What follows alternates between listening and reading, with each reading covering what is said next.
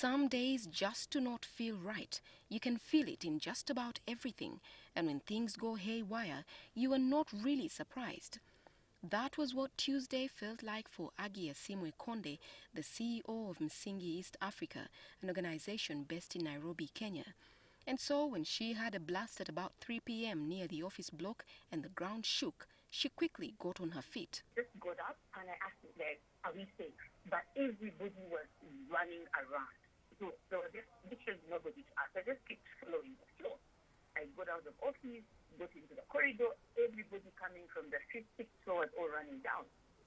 When I tried to join the crew running down, 5 seconds into the run, we met a group of guys. I don't know whether we had guns or whatever, we don't know. I just really couldn't even recognize anything. They just said, go back. So we reversed. And I told go back into office, let's lock ourselves in the office. The group tried to use the escape route of the building, but saw gunmen and ran back to the office. They hid in the server room, a very small and extremely cold room. So we got into that place, and the first hour in that place was the most confusing, most frustrating.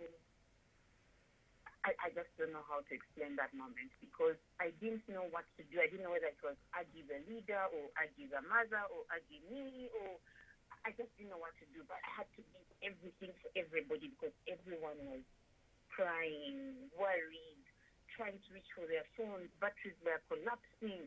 Even anybody you're trying to call didn't know. So that's when I sent out my first tweet, because I felt by the time I called our head of security, probably they're also all running around. Yeah. By the time I reach out to, I don't know who, I just said, you know what, let me just ask the public to help us.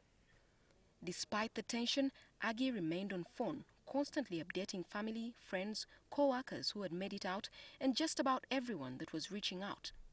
But one of the things I kept asking myself is, your phone never blacked out. Did you run with your bag? Did you have a power bank? I had two phones. So when they said Aggie ran, I did two things. I picked my gym bag, because I delivered it, and I picked my two phones. So that was just my instinct. And my car key, but I don't even know how I picked my car key because I had no clue where I was then going to drive to. So I just did that. So in that moment, I had two phones, so I had to make sure I conserve one battery. Yeah.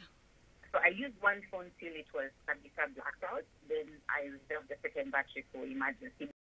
None of the people in the cold server room had any idea that they would be hauled up there for about 12 hours. They scared because the first response we got from the outside told us, guys, now KDF has taken over. Guys are clearing the place. They should be getting to your floor anytime. That was the messaging consistently. So anytime for me meant within 30 minutes, within an hour, within 2 hours, max 3 hours, we'll be out of here. So when it got to 6, 7, 8 hours, I started freaking out. At some point, she left the server room and sneaked into her office to retrieve her chargers. Aggie admits this was a stupid move, but she needed to have her phones working. By this time, she had reached someone who would eventually help. All the security forces knew which floor we were, but nobody knew exactly where we were on that floor. I refused to give that level of detail until I was super sure that I'm not talking to a terrorist, because everybody was just telling me, oh, I'm so and so, I'm from KDF, or I'm from the High Commission, I'm from here. But I had no idea whether they are who they are or they are not. She kept checking social media sites to see what was happening, but she was careful not to watch the videos or look at the pictures. At some two particular points, a group of people, I don't know who they were, I don't know whether they were the good guys or the bad guys, but they came and banged the entrance of our office like a problem.